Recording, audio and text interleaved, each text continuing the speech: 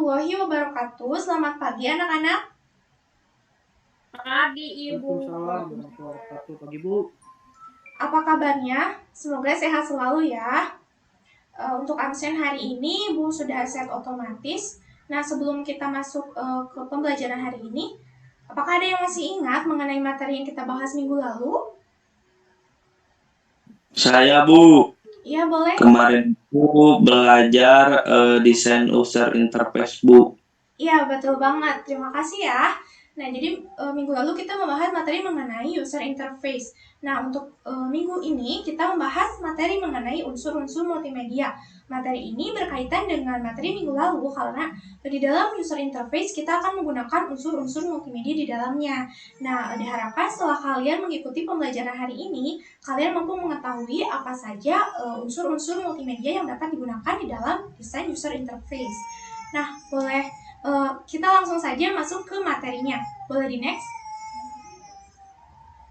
Nah, jadi menurut Vaughan pada tahun 2011, multimedia adalah kombinasi dari teks, suara, video, gambar, maupun animasi yang kemudian dipresentasikan kepada orang atau diolah dan dimanipulasi secara digital. Nah, menurut kalian ada berapa sih unsur-unsur dari multimedia ini? Ada yang tahu? Saya, Bu. Ya, gimana? Ada 5, Bu. Iya, betul banget. Jawabannya sangat tepat sekali ya. Jadi ada 5 unsur-unsur dari multimedia. Boleh di next? Nah, yang pertama itu ada teks. Teks merupakan kombinasi huruf yang membentuk suatu kalimat yang memberikan penjelasan berupa perintah, pengingat, maupun deskripsi. Nah, teks di dalam multimedia interaktif digunakan sebagai pengingat maupun deskripsi sesuai dengan fungsinya gitu. Bisa dilihat di contoh yang ada di kiri, di situ ada deskripsi teks yang mendeskripsikan dari salad gitu. Boleh di next? Nah, selanjutnya yang kedua ada image atau gambar. Image atau gambar merupakan citra atau bayangan imaji yang dihasilkan oleh manusia untuk menciptakan kemiripan dari suatu objek. Nah, biasanya image ini digunakan untuk merepresentasikan sesuatu gitu. Misalnya di e-commerce selalu ada gambar-gambar yang merepresentasikan produk-produk yang dijual oleh para penjual gitu. Nah, image ini dibagi menjadi 2. Yang pertama itu ada vektor dan juga ada bitmap. Boleh di next?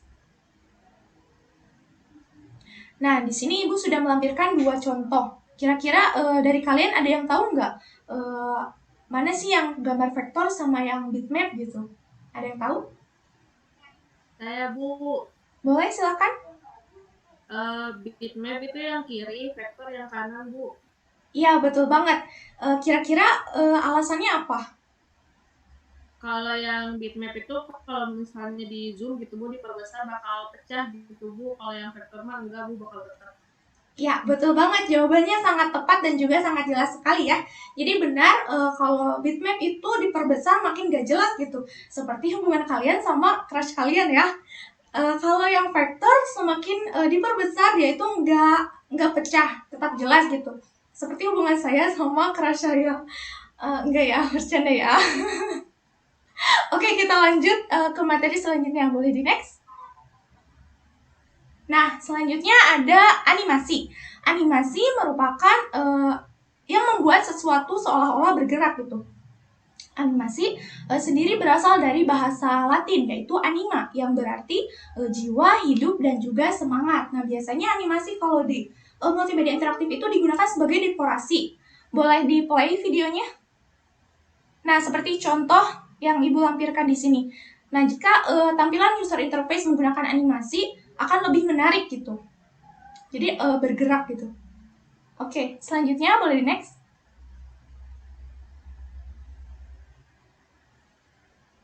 Boleh di next.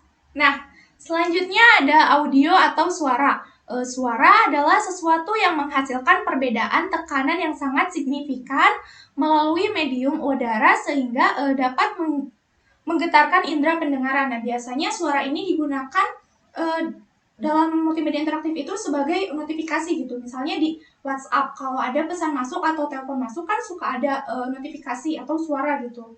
Boleh di next? Nah, selanjutnya ada video. Video ini menyediakan satu kaidah penyaluran informasi yang amat menarik dan langsung gitu. Video merupakan sumber atau media yang paling dinamik serta efektif dalam menyampaikan informasi. Nah, biasanya video ini digunakan sebagai konten dari multimedia interaktif gitu.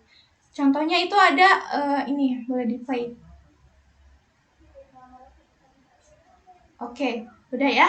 Boleh di next?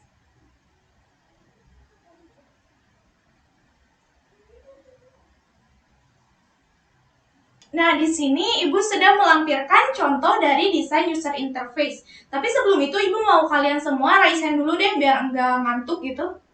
Boleh deh, raise hand dulu yuk.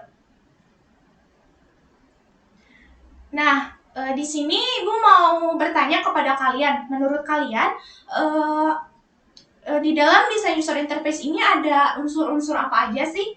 Ibu mau nanya sama yang pertama kali raise hand, ada Akbar. Kira-kira menurut Akbar gimana sih? Ibu, jadi menurut saya itu di situ kan cuma ada unsur animasi sama teks aja Bu. Animasinya Ya. terlihat bagian air terjunnya, terus ada yang kincir air gitu. Terus kalau yang teksnya itu udah jelas sih, ada di bagian kanan kincir airnya Bu.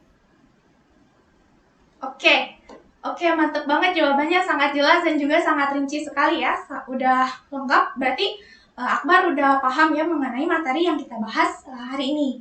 Oke anak-anak, mungkin untuk pembelajaran hari ini dicukupkan saja. Untuk minggu depan kita akan langsung melakukan praktik membuat desain user interface. Nah, untuk toolsnya itu kita menggunakan Figma saja agar tidak perlu instalasi ya. Jadi kalian tinggal mempersiapkan internetnya saja. Sebelum Ibu tutup, apakah ada yang ingin ditanyakan? Oke, tidak ada ya. Jika tidak ada, terima kasih untuk antusiasnya hari ini. Mohon maaf atas segala kekurangannya. Ibu tutup. Wassalamualaikum warahmatullahi wabarakatuh.